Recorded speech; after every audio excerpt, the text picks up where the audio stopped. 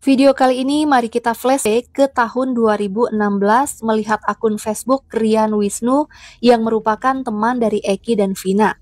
Karena di sini ada beberapa informasi yang mungkin kita semua belum tahu. Rian Wisnu ini dari apa yang telah saya telusuri, sepertinya dia adalah mantan anggota geng motor para pelaku. Tapi dia pindah menjadi anggota geng motor yang merupakan geng motornya Eki dan Vina. Sekarang kita lihat ke status FB-nya Rian di tanggal 28 Agustus 2016. Isinya begini. Sumpah, masih nggak percaya lo pergi begitu cepat. Udah hampir 3 tahun gue gak ketemu sama lo. Dan sekarang gue ketemu sama lo dalam keadaan lo gak bernyawa lagi. Gue doain lo tenang di alam sana kawan. Bakal gue kenang hari-hari bersama lo walaupun sesaat. Di bawahnya ada tulisan Eki ya. Coba kita lihat komentar-komentarnya. Di sini ada Rahul, Eki sapa soak katanya. Rian Wisnu jawab, Eki yang kena kasus bareng pas ditangkap di rumah sakit Gunung Jati. Berarti sebelumnya mereka pernah kena kasus bareng ya sama almarhum Eki. Terus ada Kokonaro, pada hebat-hebat ya geng motor GBR, saking hebatnya ketangkap kiri. Hahaha. Ditunggulah anak-anak postboy pada keluar dari kampungnya. Oke bro, katanya. Terus dia bilang lagi, Rian Wisnu mantan anak GBR, cie-cie, awas hati-hati. Jang bocah-bocah lagi luru-luru bae bocah postboy. Ari Aldo nongkronge ning endi ira bature de aja ngumpet-ngumpeti de. Pengen dituak langsung ki. Ini bahasanya saya nggak ngerti ya. Kalau ada yang ngerti tolong bantu di kolom komentar ya. Terus ada Rahul Aditya, Ning Arpan Rizky futsal jol katanya. Ini Rian Wisnu lagi ya. Ari Aldo ana ning kene wis mati jol.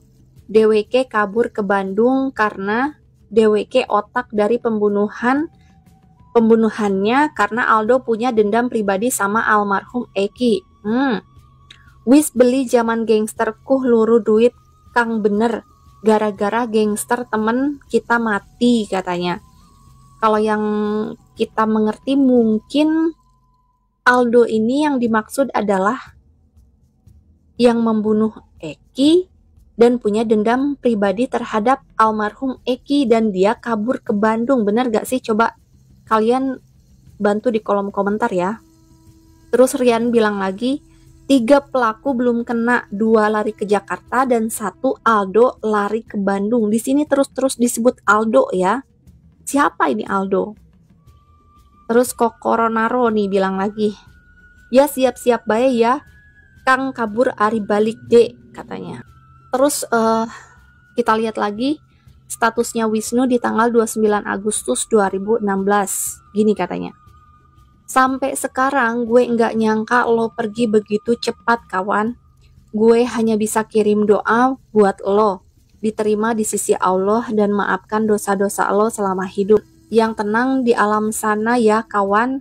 Rip, Eki, Rudiana, dan Vina DA. Dan di sini dia juga ada menyimpan gambar ya. 2 orang, ini Eki dan Vina tergeletak di jalan dan Ekinya itu benar-benar bersimbah ya. Kita lihat lagi komennya ya. Ya Allah Eki, kata Putri. Terus Puja Elida, kenapa itu katanya. Putri bilang. Rahul Aditya jawab lagi kecelakaan. Oh nanya nih. Rahul Aditya nanya, kecelakaan apa sih Dewe katanya. Putri Wisnu bilang sama geng lain terus kepalanya kena trotoar, cewek cowok meninggal semua. Nah terus si Rian nih bilang Eki kecelakaan tunggal karena mabok bukan. Terus Putri bilang lagi berita gak jelas, banyak yang bilang ada yang bilang tunggal. Ini mungkin gak jelas juga ya waktu itu. Terus Rian Wisnu bilang ini berita masih simpang siur karena nggak ada saksi yang jelas bukan katanya nih ya. Berarti dia bilang ini bukan di.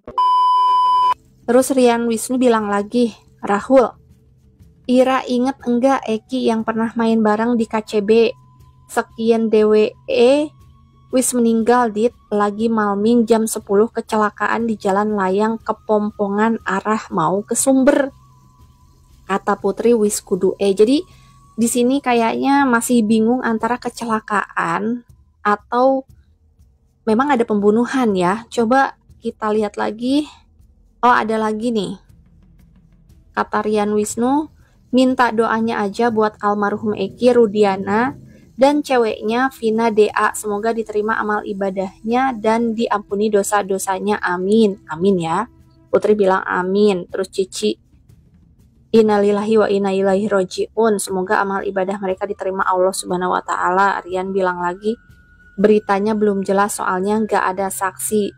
Katanya nggak ada saksi di sini ya, mungkin di tempat kejadian itu nggak ada saksi. Jadi beritanya tidak ada yang bisa ditanya-tanyai apa yang terjadi saat itu karena tidak ada yang melihat maksudnya mungkin.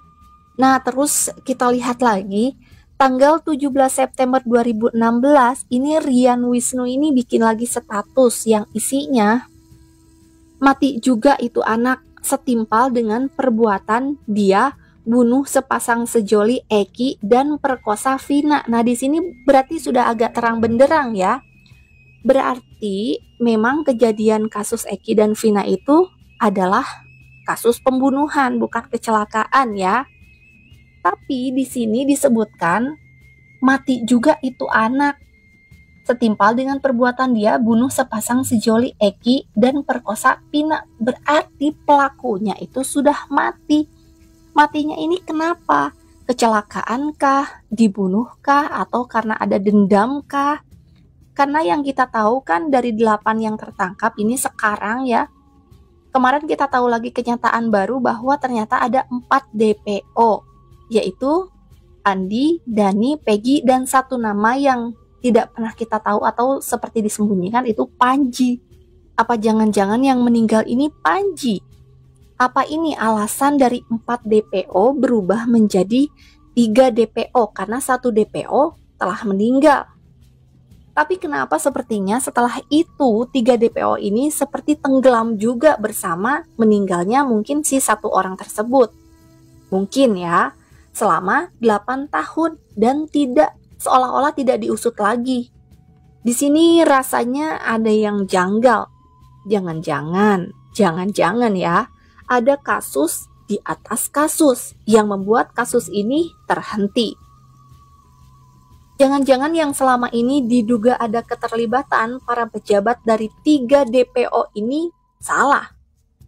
Bisa jadi 1 DPO yang ditangkap atas nama Peggy Setiawan kemarin itu memang benar pelakunya dan ternyata Peggy ternyata cuma buruh bangunan, bukan seperti yang disangka-sangkakan selama ini, yaitu anak seorang polisi atau pejabat.